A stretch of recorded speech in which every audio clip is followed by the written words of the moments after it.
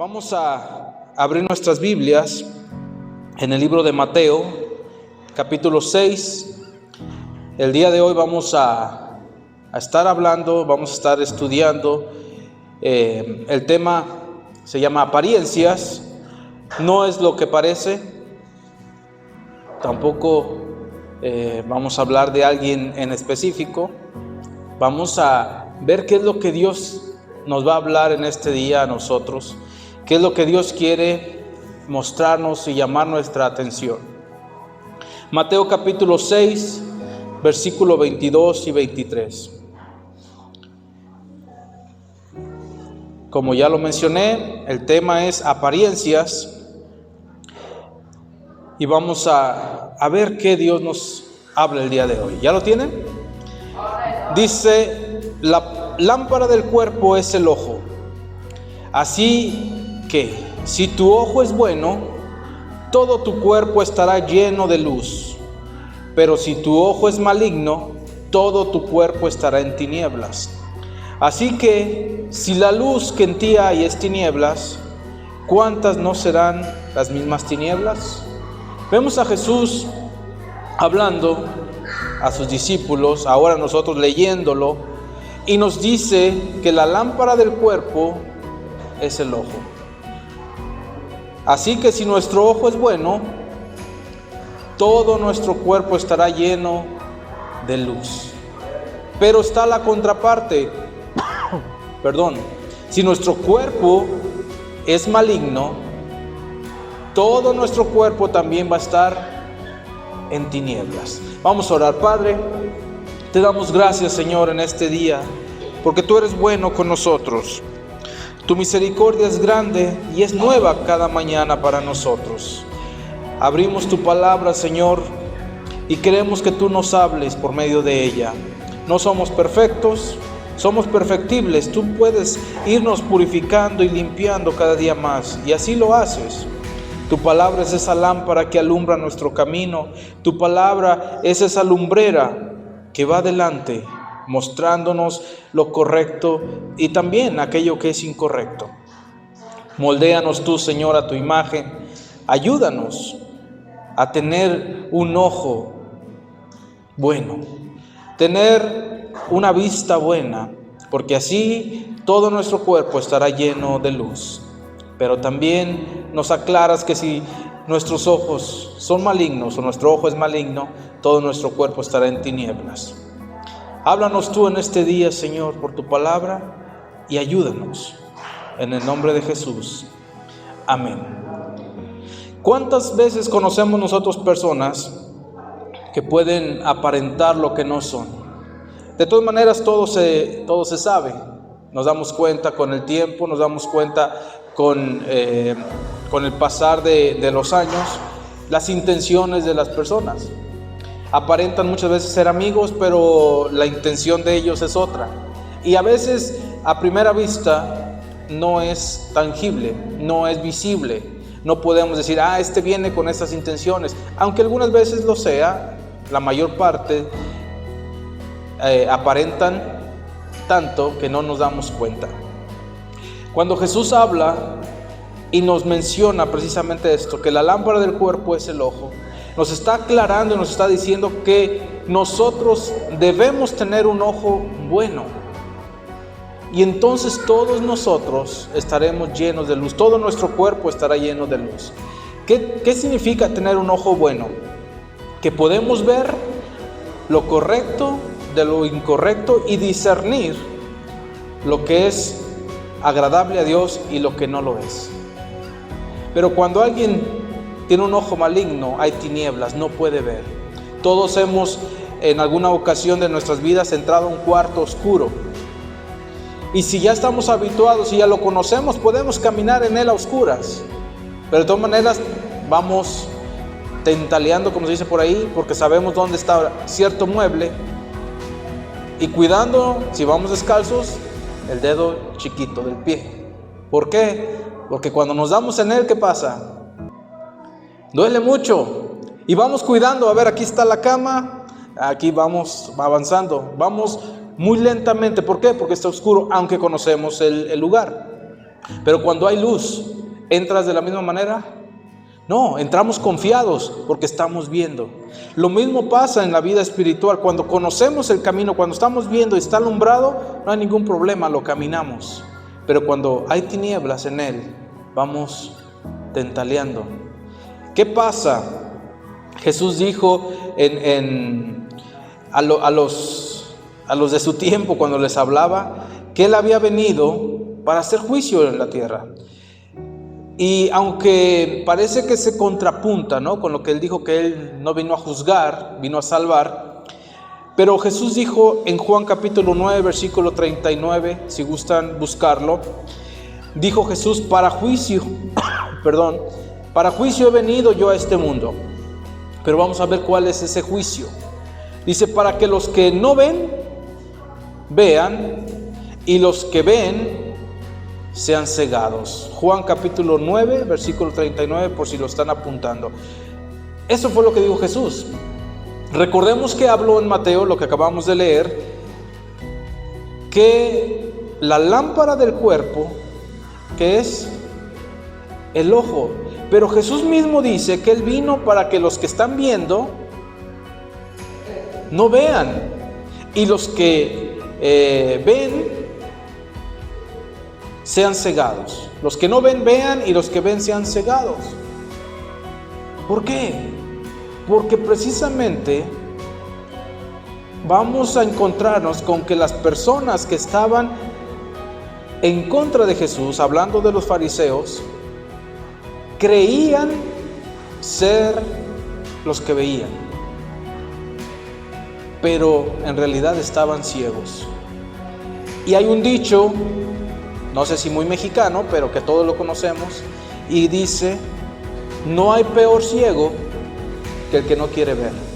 ¿Sí lo han escuchado? No hay peor ciego que aquel que no quiere ver. ¿Por qué? Porque se ciega a no ver la realidad. Dice: no, esto es así, y aunque le estén mostrando claramente lo que es, se ciega a decir: no, es como yo creo. Y lo mismo pasaba con los fariseos.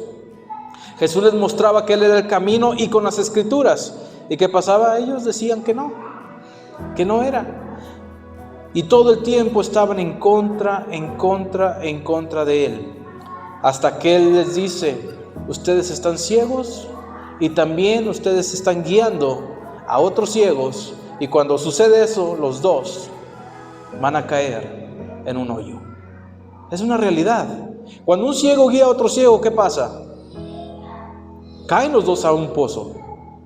Pero cuando alguien que puede ver está guiando a algún ciego, lo guía por buen camino. ¿Por qué? Porque el otro está atento en ver por dónde va y tiene cuidado de la otra persona. Por eso es muy importante examinarnos nosotros y decir: ¿cómo está mi ojo?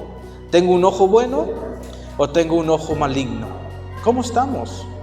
Y todo esto lo podemos encontrar en las Escrituras. Las Escrituras nos hablan de cómo debe ser nuestro proceder y cómo debe ser nuestro andar.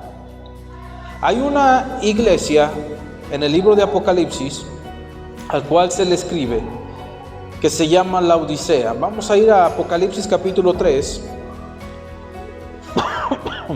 Apocalipsis capítulo 3, en el versículo 14, vamos a iniciar esta lectura de esta carta, precisamente escrita a la iglesia que se ubicaba en Laodicea. Laodicea era una ciudad grande, rica, próspera, porque era una ciudad comercial.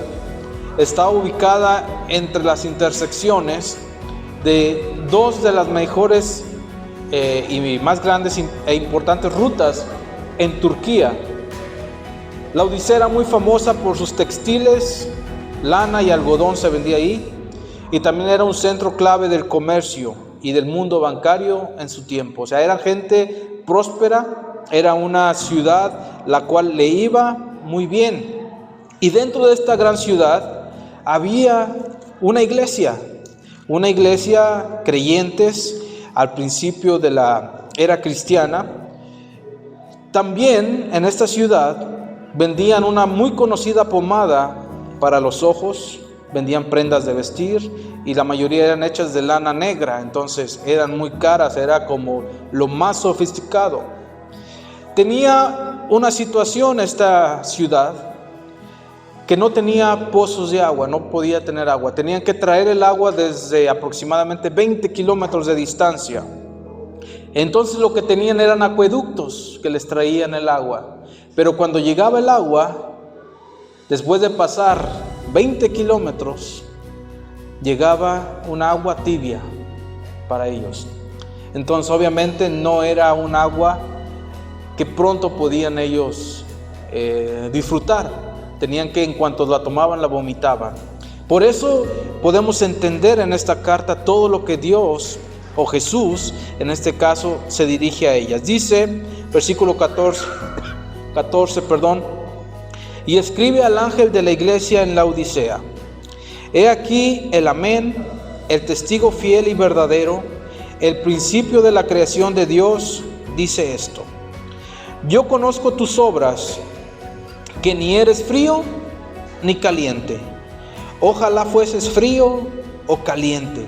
Ellos entendían muy bien este sentido de que le estaba diciendo Jesús. Yo conozco tus obras, sé cómo estás actuando, que no eres ni frío ni caliente. Y les dice en una expresión exclamatoria: ojalá fueses frío o caliente. Vemos que signos de admiración están ahí escritos en nuestra escritura. Eso es lo que Jesús quería. Ojalá fueses o frío o fueses caliente. Pero por cuanto eres tibio y no frío ni caliente, te vomitaré de mi boca. Vemos cómo les está expresando algo que ellos conocían. ¿A cuánto les ha gustado o les gusta tomar agua tibia? Yo creo que a nadie. Así de que dices, tengo sed, tomo tantita agua y está tibia el agua. Dices, no, pues la vomitas. A lo menos quieres que esté, como decimos normalmente, que esté al tiempo, ¿no? O sea, al clima, que no está ni caliente, obviamente, tampoco está tibia, pero está algo fresca. Y Dios les dice, o Jesús en este caso, para ser más específicos, les dice: pero por cuanto eres tibio y no frío ni caliente, te vomitaré de mi boca. Y le dice estas palabras: porque tú dices, yo soy rico y me he enriquecido y de ninguna cosa tengo necesidad. Esa era la expresión que tenía esta gente, esta iglesia en Laodicea.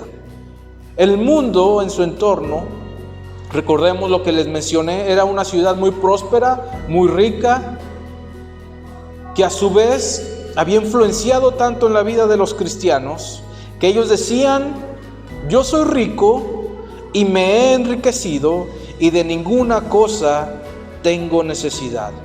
Vemos cómo ellos empiezan a sentirse autosuficientes. No tengo necesidad de nada, ya soy rico y también me he enriquecido. Apariencias. ¿Por qué apariencias? Porque era lo que estaban aparentando ellos, que eran ricos y que no tenían necesidad de nada. Y Jesús les dice: y no sabes que tú eres un desventurado, miserable, pobre, ciego y desnudo. Por tanto, yo te aconsejo que de mí compres oro refinado en fuego para que seas rico, y vestiduras blancas para vestirte, y que no se descubra la vergüenza de tu desnudez. Vemos cómo esta iglesia en Laodicea tenía un ojo maligno. Ellos consideraban que estaban bien, pero no estaban bien. Su ojo no les estaba alumbrando lo que debían ver. ¿Qué veían ellos? Riqueza, prosperidad, y que no tenían necesidad de nada. Pero ¿qué les dice Jesús? ¿No te das cuenta? ¿No sabes que tú eres un desventurado, miserable, pobre, ciego y desnudo? ¿Qué más querían escuchar? Está duro eso. Son palabras duras y muchas veces las leemos así de corrido y no le tomamos la importancia con la cual les dice Jesús. Ellos creían no necesitar de nada, eran ricos y además no solamente eran ricos, se habían enriquecido. Parece que es redundante la situación, pero no, porque ellos se consideraban ricos, pero también que se habían enriquecido, o sea que tenían demasiadas posesiones. Pero Jesús les dice, ustedes son, o tú eres un desventurado. ¿Qué es un desventurado? Que no tiene ventura, que no tiene dicha. Miserable. Era un miserable. Es duro esta palabra. Pobre. ¿Qué es pobre? Que no tiene. Ciego y desnudo. Creían que no necesitaban nada, pero Jesús los pone y los centra. Y abre los ojos. Eso es algo que debemos nosotros pedirle muchas veces al Señor. Señor, alumbra mis ojos, abre mis ojos, para que yo pueda ver la condición real en la que estoy. Ellos no veían su condición real. Ellos veían lo externo, lo material, pero no la realidad de su vida. Por eso el llamado es muy fuerte. Recordamos la historia de la burra que habló y Balaam, ¿se recuerdan? Dios tuvo que abrir los ojos de Balaam para que viera al ángel, pero la burra no tuvo problema para verlo. 3 veces el ángel se paró enfrente de la burra y la burra lo evadía. La burra lo pudo ver, Balaam no. Hasta que Dios abrió sus ojos, él pudo ver que estaba el ángel de ahí. Y dijo, el ángel le dice, si la burra no me hubiera visto y se hubiera apartado del camino, yo ya te hubiera matado. Muchas veces, aquellas personas que consideramos hasta absurdas, a veces son las que ven las cosas que nosotros no vemos, porque creemos que nosotros vamos bien, que vamos haciendo las cosas de acuerdo a Dios, pero por eso debemos pedirle al Señor que Él abra nuestros ojos. Y cuando Él abre nuestros ojos, vamos a darnos cuenta la realidad de nuestra condición. No lo que aparentamos, no lo que podamos presentar ante las personas, sino lo que realmente es. Ellos estaban siendo miserables, pobres, ciegos, desnudos, desventurados. Y le da el consejo, por tanto yo te aconsejo que de mí compres oro refinado en fuego, para que seas rico, y vestiduras blancas para vestirte, y que no se descubra la vergüenza de tu desnudez. Y esta palabra es bien importante, lo que viene a continuación. Y unge tus ojos con colirio para que veas. ¿Se recuerdan que les mencioné que vendían un ungüento para los ojos en la Odisea? Era el colirio. Era un tipo en aquel tiempo de pomada que ponían en los ojos para que la gente pudiera recuperar la visión. Porque viajaban tanto para llevar sus productos a la Odisea, esta ciudad comercial, que venían dañados de tanta arena, de tanto calor del desierto, porque Turquía es un lugar que es muy caluroso. Entonces venían y llegaban, y lo que compraban era una pomada llamada colirio, preparada con especias, preparada con cosas especiales, vamos a ponerlo así, que ayudaba a la gente a recobrar la visión y que sus ojos descansaran. Y ahí se las vendían, se los ponían. Ahora nosotros conocemos como colirio o como ungüento para ojos, las gotitas. Para nosotros ya es más conocido, ya la tecnología ha avanzado y ahora son gotitas. Y Jesús les dice, unge tus ojos con colirio. ¿Para qué? Para que veas. Porque no estás viendo la realidad. Estás viendo que eres rico, que te has enriquecido y que no tienes necesidad de nada, cuando en realidad eres todo lo contrario. Todo lo contrario. Así que unge tus ojos con colirio para que veas. Y le dice, yo reprendo y castigo a todos los que amo. Esto es algo muy importante que debemos entender. Yo reprendo y castigo a todos los que amo. ¿Por qué lo hace? Porque Él quiere que podamos ver. Por eso nos corrige. Por eso nos castiga. ¿Para qué? Para que corrijamos nuestro camino, para que estemos de acuerdo a lo que Él quiere. ¿Y saben por qué? Porque Él nos ama. Así que cuando sintamos que el Señor está tomando algo serio con nosotros, nos está reprendiendo o nos está en cierta forma castigando, ¿qué debemos sentirnos? Dichosos. Dichosos, ¿por qué? Porque el amor de Dios está manifestándose en eso. Porque nos ama, Él no quiere que nosotros nos perdamos. Él no quería que la iglesia en la Odisea se perdiera. Por eso le dice, yo conozco tus obras. No las ignoraba Jesús. No ignoraba esas obras que ellos estaban haciendo. Las conocía. Pero no eran ni fríos, ni tampoco eran calientes. Ni estaban comprometidos con Dios, ni estaban comprometidos con lo material, con el mundo. Veíamos precisamente el miércoles pasado, nadie puede servir a dos señores, con uno va a quedar mal. Y así pasaba. Ni eran fríos ni calientes. Y la exclamación de Jesús es, ojalá fueses frío o fueses caliente. A Jesús no le preocupa si tú decides ser frío. Es tu decisión. Tú estás decidiendo, por eso ojalá fueras frío o fueras caliente, pero eres tibio y te voy a vomitar de mi boca. Sigue diciendo, después de que le dice, yo reprendo y castigo a todos los que amo, sé pues celoso, ¿y qué? Arrepiéntete. Sé pues celoso ¿de qué? De las buenas obras, de las buenas cosas. Sé celoso de las cosas de Dios. Y arrepiéntete. ¿Arrepiéntete de qué?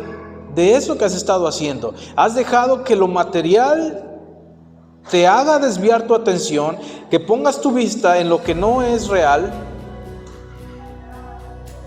y te enfoques totalmente en eso, en lo material, y te has desenfocado de la realidad, que tienes necesidad de Dios. Era una iglesia que se sentía autosuficiente. No tengo necesidad de nada, todo lo tengo. ¿Pero qué tenía? En realidad nada. Era pobre, ciega, desnudo, todo eso, desventurada, miserable. Mientras nosotros veamos de la manera que veía la Odisea, vamos a creer que estamos bien. Por eso, con gran acierto decía el rey David, examíname, oh Dios, y ve si en mí hay algo que no te agrada. Examíname, oh Dios, y ve si en mí hay camino de perversión. Porque cuando Dios nos examina, Él sí lo ve, pero también nos va a hacer verlo a nosotros. Y cuando nosotros vemos, debemos ser celosos y arrepentirnos. Y viene el versículo muy conocido, que precisamente está escrito para esta iglesia y para nosotros. He aquí, yo estoy a la puerta y llamo.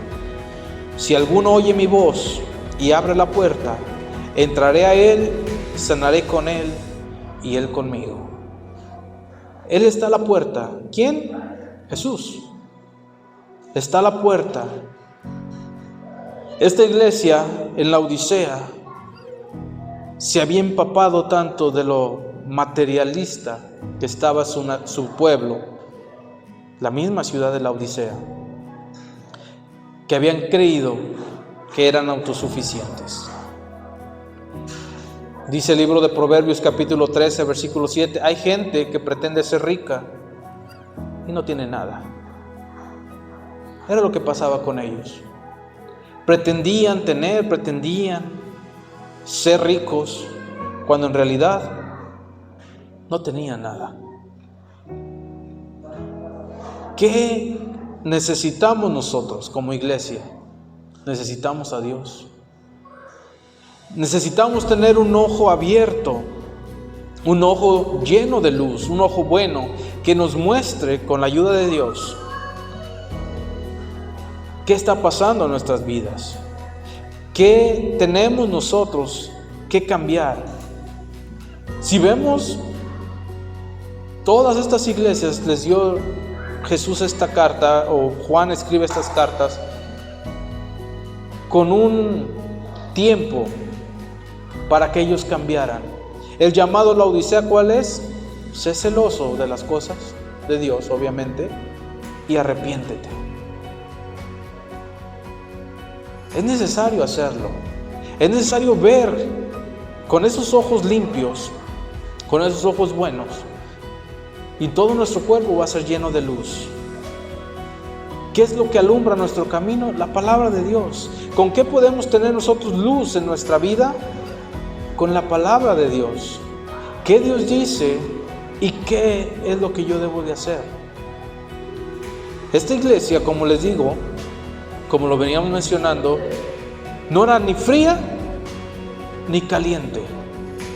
Dejó que el mundo los fuera absorbiendo a tal grado de considerarse ellos que no necesitaban de nada, pero en realidad lo necesitaban todo. Cuando nosotros nos examinamos y dejamos que también el Señor nos examine, nos vamos a dar cuenta que somos gente que necesita de Dios. Job, estando delante de Dios, cuando se le presenta Dios en un torbellino, en Job capítulo 42, Job le dice a Dios estas palabras: de oídas te había oído, mas ahora mis ojos te ven. Cuando nosotros vemos a Dios, vamos a darnos cuenta que en realidad lo necesitamos. Cuando podemos ver a Dios, nos vamos a dar cuenta de que nosotros somos insignificantes. No tenemos mucho valor. No somos autosuficientes. Y digo en comparativa con Dios, porque Job se creía que él era sabio y defendía su causa. De hecho, él tomó la decisión de decir: ¿quién me diera la oportunidad de estar frente a Dios y llevarle mi asunto, llevarle mi caso, para que él vea? Y seguramente él va a decir que yo era justo, que yo soy justo, que no he actuado con livianeza, que no he cerrado mi corazón a ayudar al pobre, que no he hecho lo malo, no he codiciado. Cuando Job no sabía que Dios ya le había dicho aún a Satanás: ¿no has considerado a mi siervo Job, que no hay ningún otro como él en la tierra, justo y apartado del mal? Dios ya sabía que cómo era Job. Dios sabía que Job era justo, pero él obviamente en su interior, en su carne, decía: yo quisiera mostrarle al Señor que realmente soy justo. Y todo esto a raíz de 3 amigos que, en lugar de apoyarlo y decirles: hijo, vamos adelante, confía en Dios, lo que le decían en pocas palabras era: algo hiciste, algo pecaste contra Dios, por eso te ha venido esto. Y a veces lo vemos a grosso modo y no le damos la importancia. En un día tuvo que enterrar 10 hijos. Son pocos esos. En un día perdió todas sus posesiones. En un día. Y a veces no le tomamos la importancia. Leemos a Job y decimos: no, Señor, es que pues Job y todo. Pero en un día enterrar 10 hijos. Si vemos a veces que una familia entierra uno solo, ¿qué pasa? ¿Cuánta tristeza hay? Y él fueron 10. No le quedó ni un solo hijo, los 10 se enterró. No solamente eso, sus posesiones, ¿qué pasó? Todas las perdió en un día. Imagínate que tú tienes demasiado, que te lo has ganado, bien hecho, porque era justo, no robó a nadie, y de la noche a la mañana amanezca con que no tienes más que donde estás viviendo y lo que tienes ahí. Y no solo eso, agréguenle más, que cuando perdió todo, lo material y lo sentimental, lo emocional sus hijos, ahora pierde la salud. Todo eso le vino. Obviamente él iba a decirle: Señor, ¿cuándo? ¿Cuándo he hecho yo algo malo para tener todo esto? ¿Cuándo he hecho algo en contra de ti para que me pase esto? Por eso dice: de oídas te había oído. Yo sabía que tú hacías milagros, sabía que esto y lo otro. Y Job se lo dice todavía con la enfermedad en el cuerpo. Todavía no había sido sanado cuando se le aparece Dios. Hasta después Dios lo sana y le restituye todo lo que había perdido. Pero él pudo ver con claridad ¿a quién? A Dios. Muchas veces, y es lo que pasaba precisamente con la iglesia en la Odisea, habían escuchado de Dios, habían escuchado que tenían la necesidad de Dios, pero ellos no lo veían, no veían esa necesidad. Por eso les dice: unge tus ojos con colirio. ¿Para qué? Para que veas, para que en realidad te des cuenta lo que eres. No eres rico, no te has enriquecido y en realidad tienes necesidad de muchas cosas. Eres un pobre, desventurado, miserable. Es duro lo que le dice, pero es una verdad. Y cuando nosotros entendemos eso para nuestras vidas, es decirle: Señor, ¿cómo estoy? Que tu palabra sea ese colirio para mis ojos, para mostrarme en realidad la necesidad que tengo de Dios. Cuando más creemos no necesitar de Dios, en realidad es cuando más lo necesitamos. Cuando creemos que estamos bien con Dios, es cuando quizá hay algo que está mal en nosotros. Porque llega esa pretensión y esa apariencia de decir: yo no necesito a Dios, estoy bien, leo la palabra, oro, tengo una relación muy buena con Dios. Señor, abre mis ojos para ver. Les recuerdo lo que les mencioné: Balaam no veía al ángel que lo iba a matar. La burra sí. Dios tuvo que abrir la boca de un animal para reprender la necedad de este profeta. Y Dios puede abrir la boca de otro burro, a lo mejor soy yo, para abrir los ojos de otras personas. O pueden ser ustedes, usados por Dios para abrir los ojos de otras personas y que se den cuenta la necesidad que tienen de Dios. Si nos damos cuenta, siempre las personas creen que necesitan a Dios cuando les va mal, cuando hay problemas, cuando se enferman, cuando no pueden o no ven la salida. Ay, Señor, ayúdame, ahora sí necesitan a Dios. Pero cuando les va bien, ¿acaso claman a Dios? Se olvidan de Dios. Muchas veces esa conformidad o ese tener lo necesario materialmente nos mete en un lugar en el cual sentimos que no tenemos necesidad de nada, cuando en realidad lo necesitamos a Dios. Dios siempre va a estar presente en nuestras vidas y Él usa precisamente el dolor para llamar nuestra atención.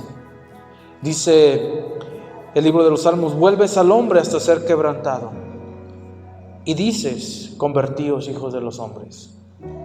Dios usa esa forma para llamar nuestra atención. ¿Acaso no claman más a Dios cuando les duele algo que cuando todo está bien? A veces agradecemos a Dios, a veces se nos olvida agradecer por lo que tenemos. Damos por un hecho la comida, el sustento, un nuevo día. Lo damos por un hecho y no lo agradecemos a Dios. Sabemos que vamos a dormir y mañana a ver qué voy a hacer, pues ir a trabajar, y damos por un hecho que vamos a tener otro día más, ¿cierto o no? ¿Y cuántas veces agradecemos por ese día? Se nos olvida muchas veces. Nos levantamos en nuestros afanes, nos levantamos en nuestros quehaceres y nos olvidamos de lo más importante, darle gracias a Dios. Ser agradecidos con Dios, porque Él nos ha dado ese día nuevo. Tenemos salud. Darle gracias a Dios. Darnos cuenta que todo proviene de Él. Esta ciudad, la Odisea, tuvo este llamado de Dios y esta reprensión de Dios, de Jesús en esta carta, con el hecho de que se dieran cuenta de su realidad, se dieran cuenta que sí eran gente que necesitaba. Y en el versículo 20, Jesús les dice: yo estoy a la puerta y llamo. Él está llamando a la puerta. Si alguno oye mi voz y abre la puerta, voy a entrar con Él, voy a cenar con Él y Él lo va a hacer conmigo. Eso lo dice Jesús y es claro, ¿no? Yo creo que es claro de entender que Él está ahí llamando a la puerta. Pero es necesario que alguien escuche su voz. Y no solamente que escuche su voz, sino que abra la puerta.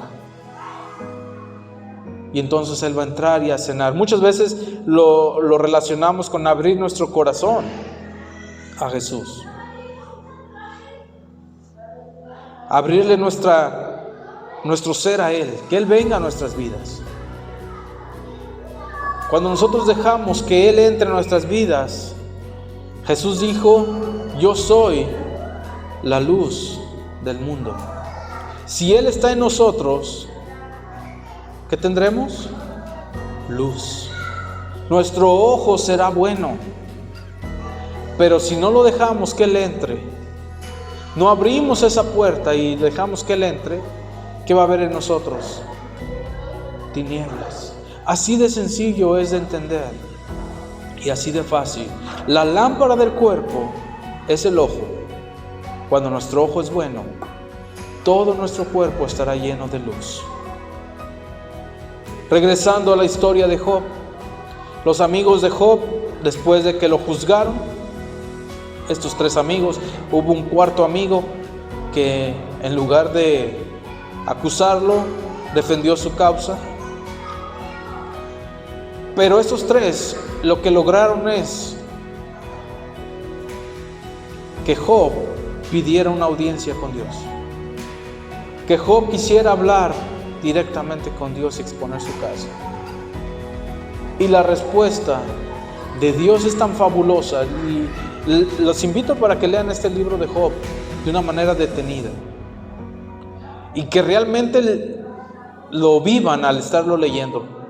Porque lo que les mencionaba, a veces lo leemos de corrido y no le damos importancia. Pero perder 10 hijos y perder todo no era fácil. Y Él todo lo soportó. Judas menciona a Job y dice que tenemos nosotros en Él un ejemplo de paciencia. Él era paciente. Y fue tan paciente que pudo ver a Dios. Y la exclamación de él fue clara: de oídas te había oído, pero ahora mis ojos te ven. Había sido abiertos sus ojos para ver a Dios. Otra historia asombrosa de cómo Dios puede abrir los ojos la podemos ver en el libro de Jueces. El profeta se llama Eliseo, el cual se vio rodeado por los enemigos. Y él pidió a Dios que abriera los ojos de su siervo para que viera que aunque estaban rodeados de sus enemigos en lo corto, en realidad estaban rodeados de carros que venían a su favor. Muchas veces es necesario que Dios abra nuestros ojos, o más bien es necesario que nuestros ojos estén abiertos y podamos ver más allá de lo que vemos, más allá de la apariencia, y más allá, no de la apariencia de una persona, sino de lo que aparenta ser esta prueba, esta lucha. ¿Qué hay más allá? No todo es lo que parece. Estás pasando por una tribulación difícil. Estás pasando por una circunstancia que dices, ¿cómo voy a salir? Pide al Señor que abra tus ojos para que veas qué hay más allá de esa apariencia de que todo está en tu contra. Y también en nuestra vida espiritual pedirle al Señor que abra nuestros ojos para darnos cuenta cómo estamos, o si somos como la Odisea, que creemos que estamos bien, pero necesitamos untarnos colirio, ponernos colirio para poder ver que en realidad somos todo lo contrario a lo que creemos. Y por último, y que quede esto en su corazón, que todo esto, estas llamadas de atención de Jesús, de Dios a nuestras vidas, es porque Él nos ama. Es por el amor que tiene hacia nosotros. Y siempre el llamado va a ser a arrepentirnos. Siempre. En ese amor y en esa reprensión y en esa corrección, aún en el castigo hacia nosotros, hacia la iglesia, hacia la humanidad, el propósito principal es que nos demos cuenta de nuestra realidad y nos arrepintamos de lo malo que hemos hecho. Nos arrepintamos de lo malo que estamos haciendo. Por eso es de que Él quiere abrir los ojos. Y nosotros no vivamos de apariencias, de lo que creemos que es, mas no es. Porque no es lo que parece. Y que Él sea alumbrándonos. Recordemos que la palabra de Dios es esa lámpara a nuestro camino.